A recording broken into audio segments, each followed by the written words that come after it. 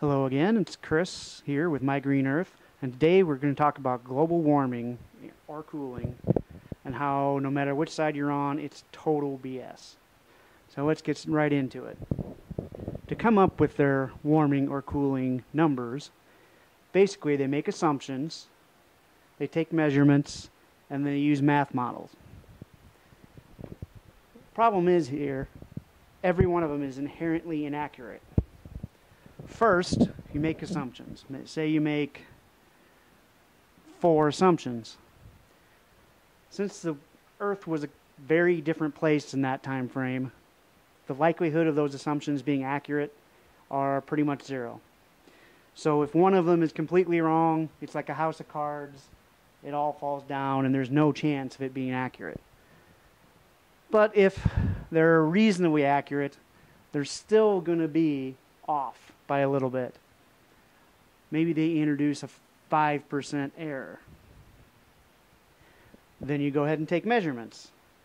They drill into ice caps and take measurements. They've done it with trees. They've done it all kinds of different ways. But when they do the measurements, every measurement is taken with an instrument, and every instrument has an error range. That also could be 3 to 5%.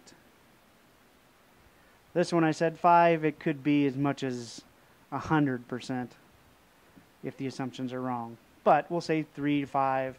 We'll say 5 there and 3 to 5 there. Then you have math models. Let me give you a little bit of my background. I'm an electrical engineer. I have been for 24 years, worked in the defense industry. And I've worked in reliability, so I work with statistics quite a bit. And I can safely say there is no such thing as a math model that's worth anything. They're pretty much a joke. So when you get inherent flaws with math models, which can be a lot more than 5%, but we'll say 5% there. So look at that. You could have 15% error if it's linear. It's probably not linear, so it could be actually more. But you notice what they say is we've warmed 1 degree C or cooled 2 or to 3 degrees C, depending on who you ask. But none of them ever say plus or minus something. If you're going to express a number and express it accurately, you have to give what the error can possibly be. So it could be as much as plus or minus 5 degrees C on either one. And if that's the case, it totally blows what they say out of the water.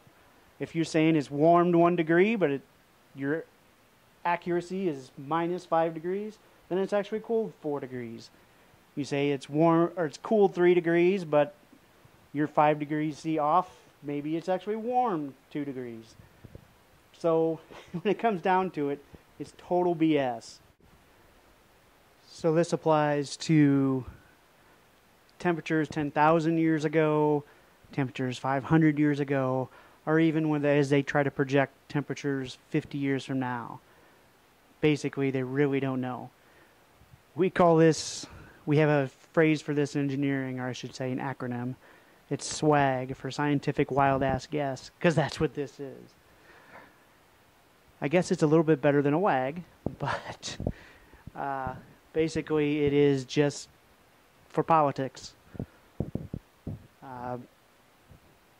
People get grants to do this, so it keeps them in jobs, and both sides use this to get you to try to vote for them.